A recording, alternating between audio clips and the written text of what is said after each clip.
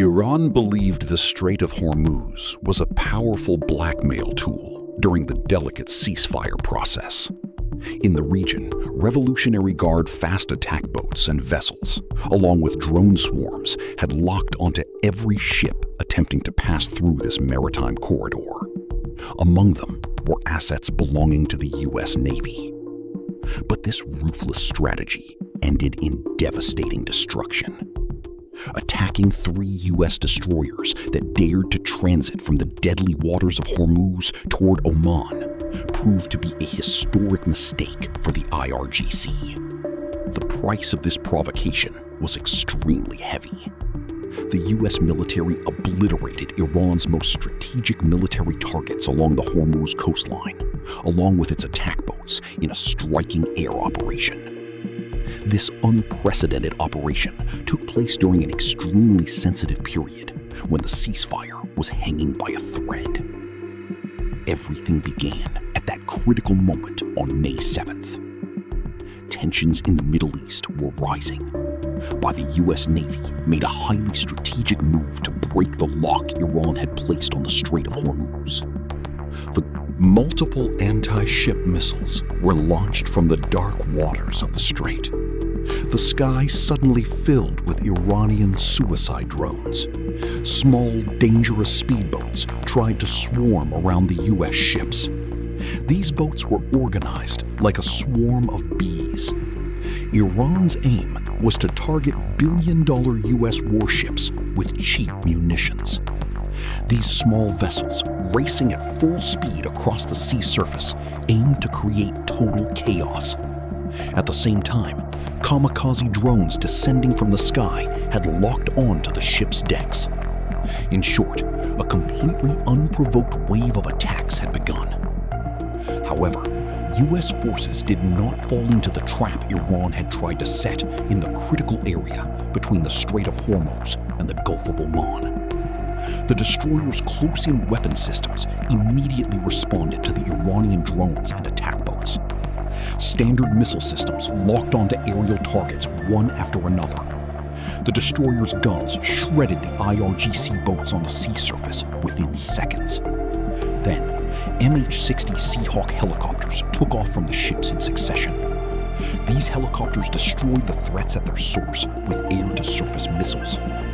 All Iranian threats were instantly eliminated in the air and on the sea.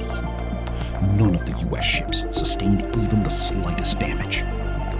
President Trump later described the drones falling into the sea in poetic terms. The United States stated that it used no ground forces in this massive strike operation against Iran. It destroyed Iranian command centers using only precision missiles fired from long range. U.S. Central Command issued a very strong message immediately after the events. This message was a perfect reflection of the Pentagon's cold and calculated war doctrine. CENTCOM officials did not describe the incident as the resumption of war, but emphasized that it was a precision defensive operation targeting military sites. Any attack on warships sailing in international waters directly triggers the right of self-defense. The U.S. military acted precisely under the shield of international law. It was also underlined that the operation targeted only military objectives. U.S. President Donald Trump shook the world with his message shared on social media. The U.S. leader used direct and uncompromising language, pushing the boundaries of military diplomacy. He described watching the Iranian drones fall into the sea in his signature style, saying how enjoyable it was. This tone was actually a key part of the psychological effort to collapse the other side's asymmetric warfare capability. Trump's words, "just like we knocked them out again today, will knock them out a lot harder and a lot more violently in the future if they don't get their deals signed fast," echoed across all news channels. This message clearly implied that the military destruction in Iran from the latest strikes was only a light touch. These words signaled the point where diplomacy. Hijar's ballistic missiles were another threat waiting to be launched from these underground passages. Precision-guided U.S. bombs permanently sealed the entrances of these underground tunnels with pinpoint strikes. Hidden radar bases overlooking the Gulf waters were completely destroyed by JDAM bombs. The Iranian military, which had used the island like a stationary aircraft carrier, suffered a major shock. The source of the direct threats to U.S. ships was exactly here. The fall of this island fundamentally shook Iran's control over the strait. The Cirque region was the newest and most critical link in Iran's asymmetric defense chain. This third and final stop was a naval base opened in 2020.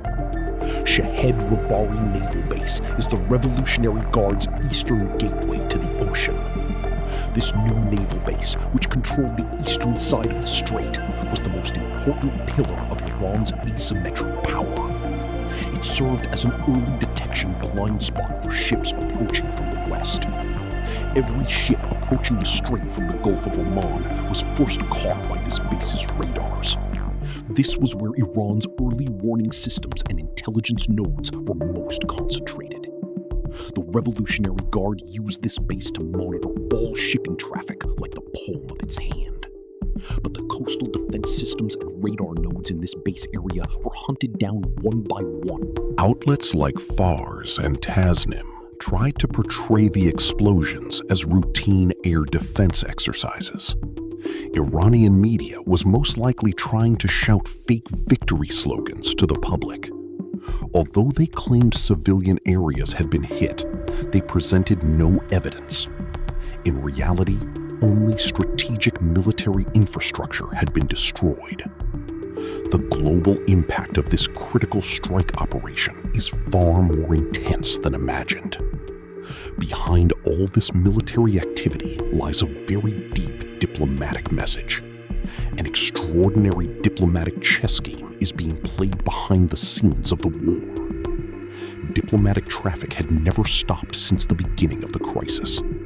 The fragile 2-week ceasefire reached in April was actually a complete calm before the storm. Tehran had brought its own 14-point plan to the table, filled with unbelievable and extreme demands.